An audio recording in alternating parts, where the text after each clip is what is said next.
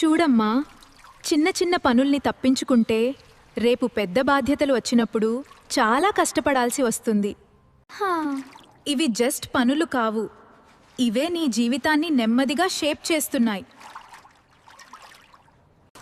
మొదటిది రెస్పాన్సిబిలిటీ.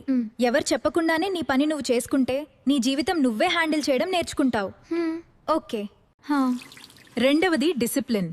ఇష్టం లేకపోయినా అవసరమైన పని చేస్తే నువ్వు నీ ఎమోషన్స్ కంటే స్ట్రాంగ్ అవుతావు. మూడవది లవ్ అండ్ కేర్.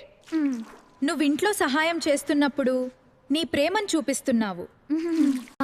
జీవితం కొంచెం కష్టంగా అనిపించొచ్చు, కానీ ఇవే నీ భవిష్యత్తును బలంగా చేస్తాయి. చక్కగా చేశావు, బంగారం.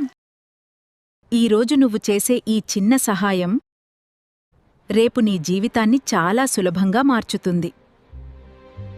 కాబట్టి ఈ రోజు నుంచే అమ్మా నాన్నలకు చిన్న చిన్న సహాయం చేయడం మొదలుపెట్టమ్మా. ఈ వీడియో నచ్చితే మీ పిల్లలతో కలిసి చూడండి, వాళ్లకు ఈ మంచి అలవాట్లు నేర్పండి.